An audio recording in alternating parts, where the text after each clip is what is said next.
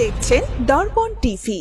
বাংলাদেশ দূতাবাস Kuwait 23 April 2024 তারিখে বাংলাদেশের স্বাধীনতা ও জাতীয় দিবস এবং কুয়েতের সাথে বাংলাদেশের সম্পর্কের 50তম বার্ষিকী উদযাপন উপলক্ষে স্থানীয় ক্রাউন প্লাজা হোটেলে এক সংবর্ধনা অনুষ্ঠানের আয়োজন করেছে।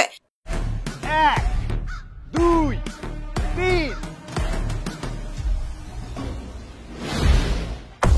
ঢাকায় জমি জিতে নিন।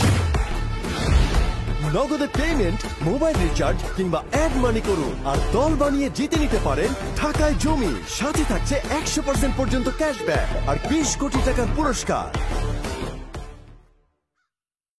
কুয়েতে নিযুক্ত বিভিন্ন দেশের রাষ্ট্রদূত, কূটনৈতিক মিশনের সদস্য, কুয়েতের উচ্চ পদস্থ কর্মকর্তা, গণ্যমান্য ব্যক্তিবর্গ, Bangladesh military contingent to Kuwait এর সদস্যবৃন্দ, স্থানীয় এবং প্রবাসী গণমাধ্যম কর্মী এবং বাংলাদেশ কমিউনিটির সদস্য সহ মোট 400 জনেরও বেশি অতিথি উক্ত অনুষ্ঠানে উপস্থিত ছিলেন।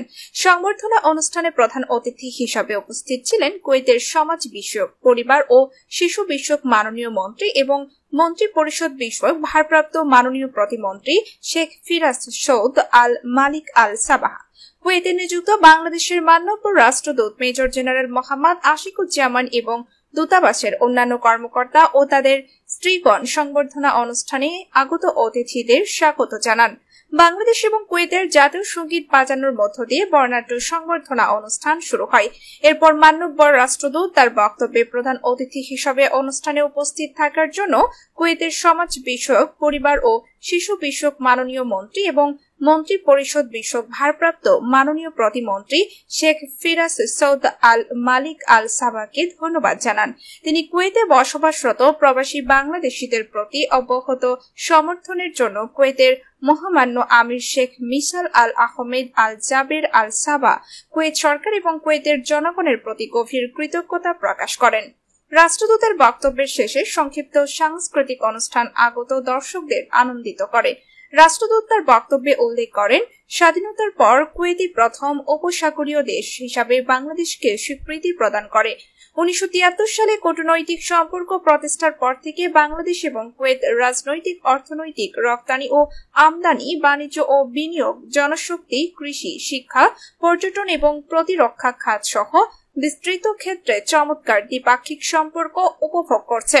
রাষ্ট্রদূত আশা প্রকাশ করেন, কুয়েতে মহামান্য আমির শেখ মিসাল আল আহমেদ আল জাবের আল সাবা এবং বাংলাদেশের মাননীয় প্রধানমন্ত্রী শেখ হাসিনা এর দূরদর্শী নেতৃত্বে দুই বন্ধুপ্রতিম দেশের মধ্যে দ্বিপাক্ষিক সম্পর্ক নতুন উচ্চতায় পৌঁছাবে।